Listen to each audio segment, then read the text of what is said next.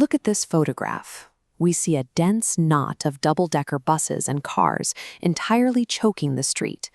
This is the daily reality of urban gridlock, a massive loss of human time and energy. To solve it, the essay prompt we are analyzing today proposes a radical intervention. It asks if we should bulldoze central parks and gardens to construct high-density worker housing right in the city center. On the surface, this is an urban planning debate. On a structural level, it is a complex intellectual trap designed to test an academic writer's ability to navigate conflicting priorities. Here is our subject of forensic analysis.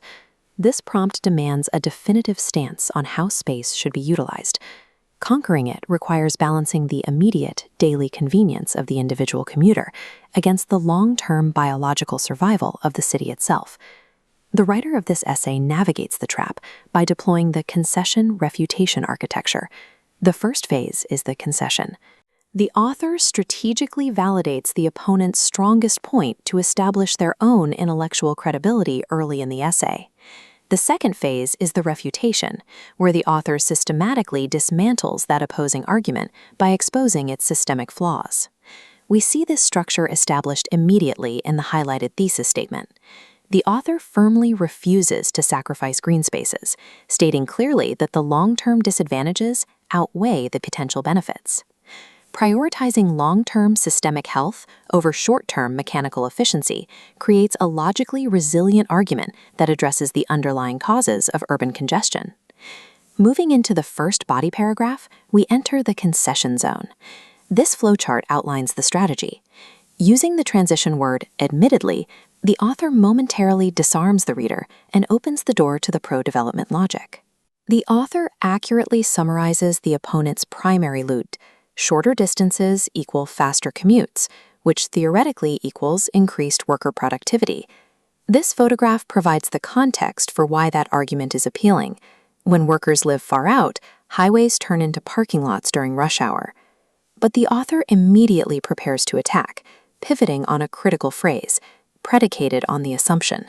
With those 4 words, the author reveals that the opponent's entire worldview rests on fragile, untested urban economics. The fatal flaw in the pro-development argument is the myth that newly built, centrally located apartments will actually be affordable for average workers. This graph illustrates the economic consequence of private development. As the pink property line spikes, the blue affordability line plummets. Real estate becomes a luxury asset, pushing lower-income residents into the suburbs. The idealized vision of central housing rarely matches the stark reality in this photograph, where massive residential blocks drive displacement and severe inequality. The author lands a concluding blow by highlighting the phrase, driving up property prices further. Building central apartments actually exacerbates the exact commuting problem it claimed to solve. Transitioning to the second body paragraph, this mind map introduces urban well-being as the new standard against which commute times must be measured. The author pivots to the psychological benefits of preserving green space, focusing on its vital function as a natural escape and proven stress reducer for city dwellers. Look at this park scene.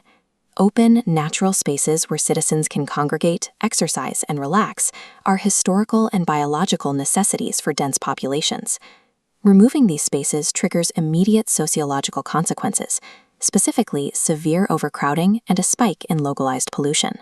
This image captures the claustrophobia and raw stress of an urban environment lacking breathing room.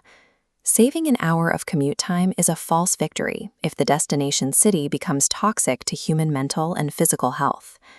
A high-scoring academic refutation cannot rely solely on theory. It must provide a functional alternative. The author achieves this by introducing a specific real-world anchor, the Singapore urban planning model. This aerial view provides the physical proof. Singapore's strategy demonstrates that heavy infrastructure and nature can be densely interwoven. The essay uses the phrase integrating green spaces as the operative mechanism behind this high quality of life. The author then outlines a dual solution. Invest heavily in better public transportation and smarter infrastructure rather than relying on private residential development. The Singapore model destroys the prompt's false dichotomy. It proves that cities can achieve high commuter efficiency while strictly protecting their environmental quality. Zooming out to the final paragraph, we see how the top block of the essay definitively resolves the tension established in the introduction. The author reiterates their final stance: human health and happiness outweigh the mechanical convenience of reduced travel time. To offer a long-term cure, the essay introduces the term satellite towns as its final strategic vocabulary word. This diagram visualizes that decentralized layout. Instead of packing everyone into the middle, pressure is distributed to outer nodes. Notice how the connecting transit networks bypass the central green space entirely. This preserves the environmental core of the city while maintaining heavy logistical flow. Proposing a sustainable urban model in the final paragraph transforms the essay's closing into a specific, actionable policy recommendation. Advanced writing requires acknowledging complexity and systematically dismantling it. Applying the concession-refutation architecture to your own writing is the most reliable way to demonstrate that analytical depth to an examiner. This breakdown is brought to you by the IELTS Focus. Reach out on Zalo at 084-770-5973 to refine your own writing strategies. Mastering logical structure gives writers the tools to handle complex academic tasks with genuine intellectual clarity.